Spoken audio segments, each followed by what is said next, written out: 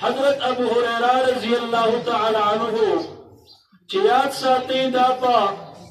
زیات عمر کی یعنی دا بڑاوالی پا عمر کی ایمان او اسلام روڑو دا ذہن کمزور لیکن یاد ساتي پا دغ دوران کی بدے و خبر از دکڑا لیکن دوبارہ بت نبیا ہے روا یوزل نبی علیہ السلام تراغی ورطنوی دا اللہ کل پیغمبرہ زما ذہن کمزور دی کستاسو یو خبر از دکم و اغا خبر واپس زما دا ذہن نوتی وی پیغمبر علیہ السلام ورطا فرمائل اے ابو ہریرہ صادر خور کا حضرت ابو ہریرہ رضی اللہ تعالی عنہ صادر ویل کو او خوری کو پیغمبر خدا صلی اللہ علیہ وسلم دا سی مناسب لفظ راواغشتے و اغا صادر تے وروشتے بیاورتوی ابو ہریرہ دارا غون کو غوٹے کو دائیوسا عزتمند مسلمانان رو حضرت ابو ہریرہ رضی اللہ تعالی عنہ فرمائی کلچ پیغمبر خدا صلی اللہ علیہ وسلم ماتا دغ کیفیت را پوگا کنو ایمان ترس پوری داسی او خبر دا رسول اللہ مبارک ندکر چمان حیر شویوی ولی عزتمند دا حقی پزرکی دا دین او دا اسلام اغب پی جندل او دا حقی اغا تکر دا حقی پزرکیو دای ارزو تمنا و چیزد دا نبی علیہ السلام احادیث مبارکت دکم او بیای قوم او ملت او مسلمانان تغرسوم یقینا دخپل استاد ادب او احترام او دعا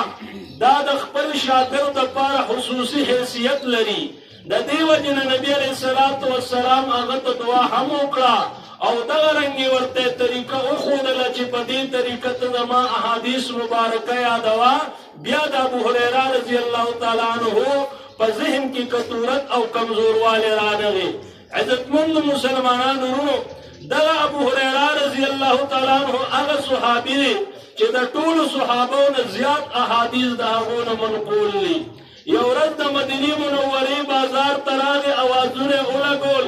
اے خلق تاسو په بازار کې په کاروبارونو کې مشغول یې او په مسجد نبوي کې د نبی علیہ السلام وراثت تقسیمیږي ټولو خلکو خپل کاروبار بند که په منډه باندې لاړل چې ورغلل په مسجد نبوي کې بعض صحابه کرام د قرآن تلاوت کوي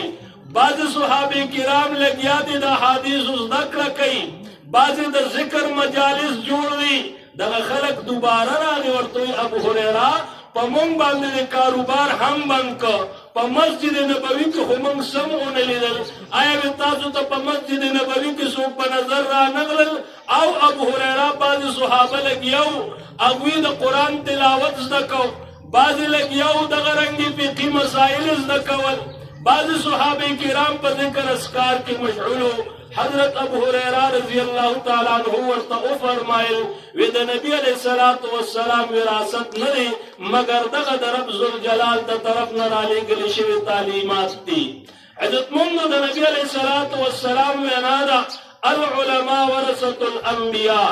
دا علماء کرام د امت رسول الله دا د ټولو انبیاء علیہ السلام د هغوی د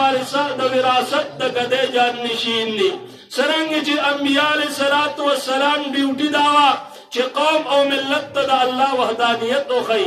قوم او ملت تا صحیح عقائد او خی قوم او ملت تا پا غلط او پٹک کی تمیز او فرق راولی دا دا انبیاء علیہ السلام کردارو نو پا امت دا رسول اللہ کی با دا امت دا رسول اللہ دا علماء کردار داوی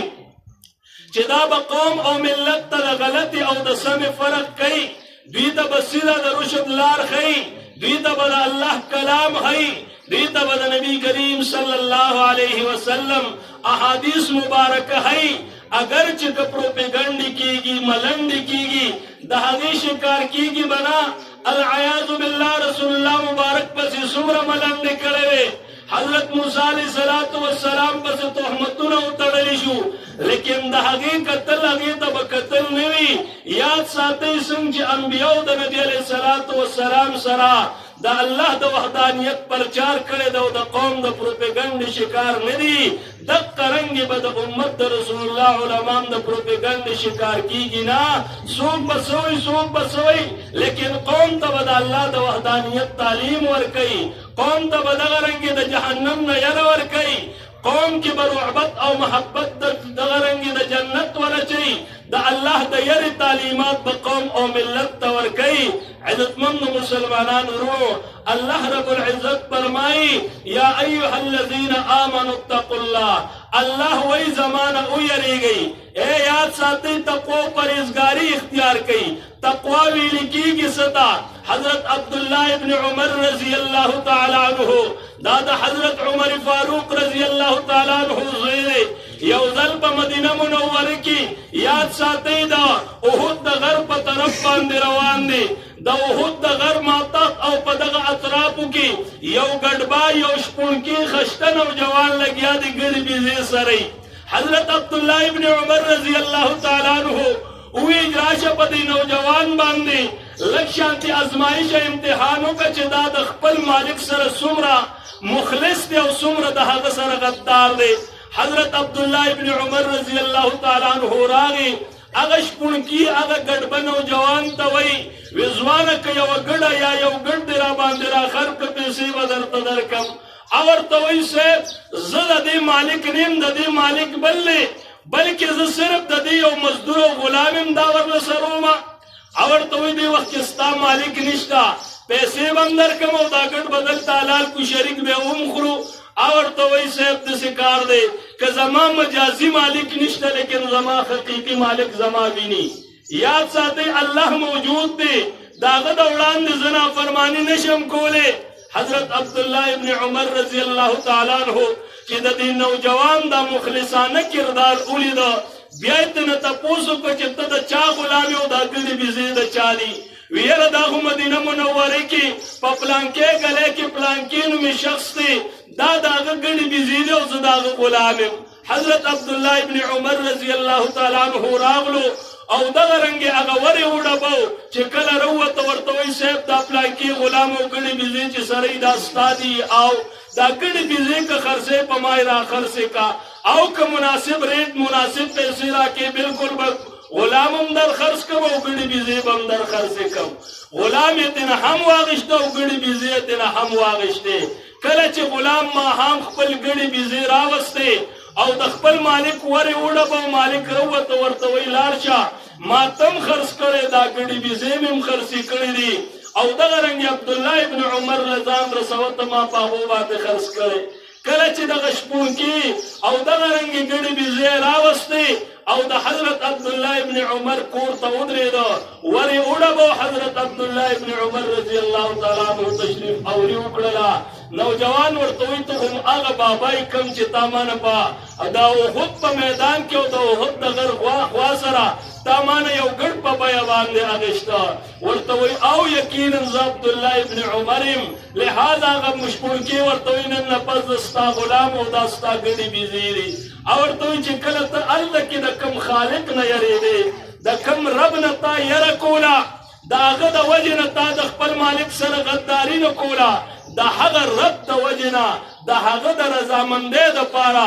ما ته د خپل مالک نه دا ګړې بيزې او ته اغېستې دا ګړې هم ستا دي او ته ما د الله د رضا دپاره آزاد کړې یاد ساتئ دغې ته تقوا ویلې کېږي چې د انسان مجازي مالک موجود نه وي او دې د حقیقي مالک نه یریږي په الفاظ دیگر یاد ساتئ کم انسان چې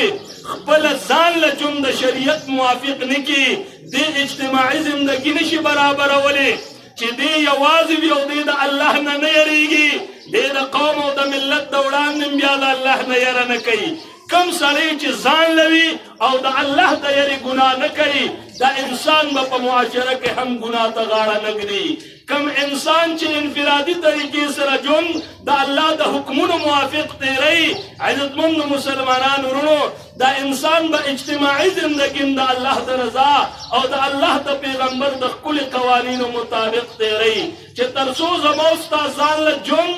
انفرادي زندگی ټیک شوی نه وي هغې پورې زما او ستا اجتماعي ژوند نه ټیکېږي عزتمندو یاد ساتئ د انسان ژوند به تیریږي دا ژوند د الله د ښکلي پیغمبر د طریقو موافق